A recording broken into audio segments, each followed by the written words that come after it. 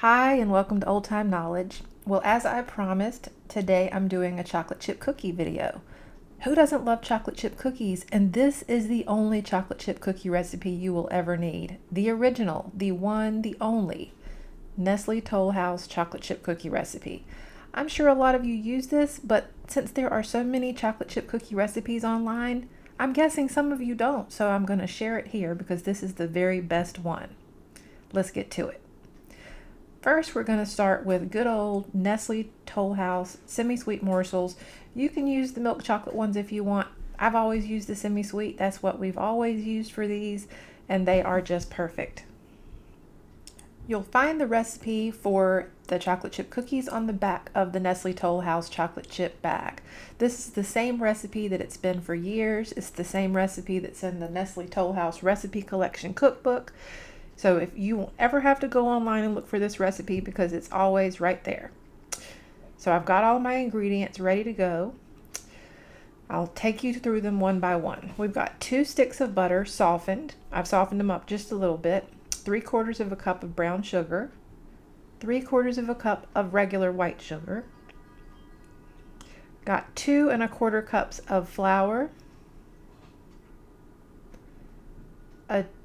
2 cups, almost 2 cups of chocolate chips, a teaspoon of baking soda and a teaspoon of salt, 2 eggs, and of course, delicious homemade vanilla. So let's get started. We're going to start out first by creaming the sugar and the butter together. And I'm using my regular old hand mixer rather than my KitchenAid because I have always made chocolate chip cookies in this bowl. I have never not made chocolate chip cookies in this bowl, so I'm going to be using this bowl. And I'm using my regular old hand mixer. I just want to make sure the hand mixer knows it's not just going to languish on the shelf without me using it. So let me get these sticks of butter in there. And like I say, I have softened them a little bit just to get them so that they'll mix up a little bit easier. They're not melty, but they're a little bit softer.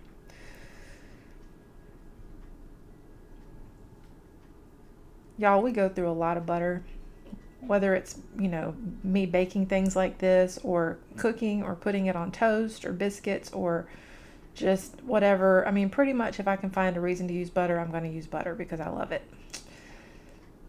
Going to add in that brown sugar, and it should be packed brown sugar, just that's pretty normal, but I'm just mentioning it. And then the white sugar, get those in there. And I've got to assemble my little mixer here, and we'll start mixing it up. Okay, I've got my mixer assembled. I'm going to start beating this butter and sugar together until it's all well incorporated. I'm speeding this up because obviously you know how mixers work. So I'm just mixing this and getting it really, really, really good. It should be kind of creamy once it's all mixed together, and it should be easy to add in the rest of the ingredients. So that's what I'm doing, just mixing up the sugar and the butter. Okay. And I'm not going to lie, sometimes I sneak a little pinch of this because I just love how it tastes with the sugar and the butter mixed together. It's just so good. But now it's time to add the eggs. So that's what we'll do next.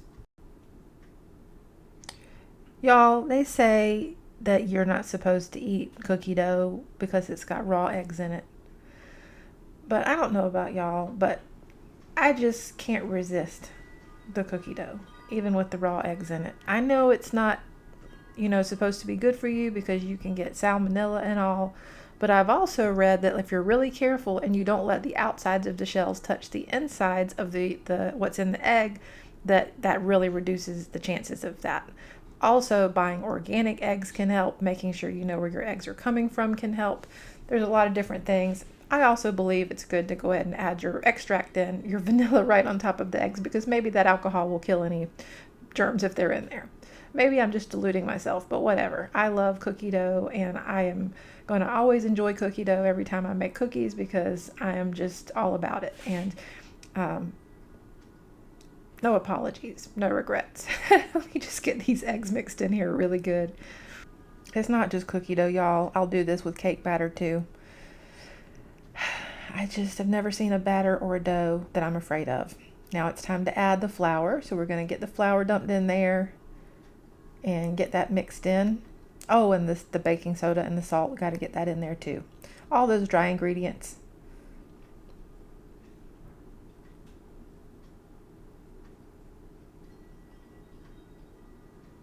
Yep, mix that up real good.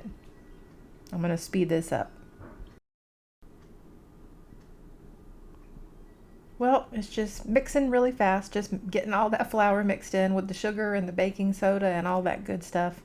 And then it's going to be time to add the wonderful chocolate chips.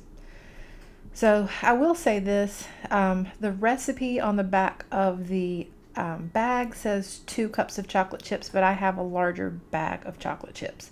So I think it might say that on the really large bags, but if you buy a smaller bag of the chocolate chips, just like a normal size bag of chocolate chips, those are 12 ounces. I will be honest with you, and I don't know that I've ever paid close attention to whether or not 12 ounces of chocolate chips is actually 2 cups, or if it's a little under 2 cups, I'm not sure. But the little Nestle Toll House recipe book that I have also says 12 ounces of chocolate chips. So I don't know, but I mean, 2 cups, 12 ounces, whatever. You're going to have a lot of chocolate chips in there, and you're going to have some amazing cookie dough. And I'm not telling you to sneak a taste, but I'm definitely going to sneak a taste. All right, now it's time to get these on the cookie sheet, and I just put them too close together sometimes. You really should have these kind of spread apart so that they don't run into each other. And these are going to run into each other this batch, but the next batch that I'm going to bake don't. I don't care, y'all. I mean, we're going to eat the cookies. These aren't going to be in a cookie beauty pageant. These are going to be to eat. So if they run together a little bit, that's okay. But the point is, what I'm doing is I'm probably putting the cookies a little bit too close together. It's okay though. I just love these so much. I'm going to get these in the oven. There's actually 2 different temperatures that it gives. On the bag of chocolate chips, it says you should bake them at 350 degrees, but I will tell you that in the Nestle cookbook, it says 375 degrees. So you just put them in and let them bake for whatever you think is the right amount of time. And whenever they look done to you, then you can take them out.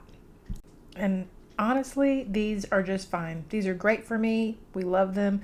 They'll be nice and chewy, but they'll also be great for putting into a cup of milk. So I'm just going to get these moved over to the cooling rack and let them cool, and I'll be getting another batch on the cookie sheet and in the oven so that they can bake and be ready to go. So let's just get these moved out. All right, now it's time to start a second batch of these cookies. Get these in the oven, but y'all see, look, I'm spreading them a little bit farther apart this time so that they'll have a little bit more room to bake and they won't be so crowded. But see, those other cookies don't look bad, even though they ran together a little bit. They're just fine, and I guarantee you it does not affect the taste when they run together a little bit. It's just a matter of, I don't know, getting them off the pan easier without having to pull them apart with the spatula. So okay, I am going to have one of these cookies. And so I've got my Snoopy cup, and I'm going to add some milk and taste one. I'm going to let you know how these are. I already know, but I mean, isn't this part of it? I make something like this, I have to try it, and I have to let you know how they are. So now I just have to pick the perfect chocolate chip cookie, so I'll get that one. And they have enough chewiness to them, but they also will hold together, so I can dip them nicely in a cup of milk. And I love that. I don't want my cookie breaking off and falling into the bottom of a cup of milk, because that makes me sad. I want to be able to hold my cookie and dip it in the milk so I can enjoy it just like this. These are so good, y'all. If you have been using other chocolate chip cookie recipes, just try this recipe. This recipe is so good. If you like milk chocolate chips better than the semi-sweet, use those. But I'm telling you, this chocolate chip cookie recipe is like the original. This is where it's at. This is really the only chocolate chip cookie recipe that we need, because these are amazing. You can make them just as done as you want. If you want them a little underdone so they're kind of doughy on the inside, you can do that. But these are some good chocolate chip cookies, y'all. So let me get this next batch out of the oven. The ones that I had spaced more nicely apart.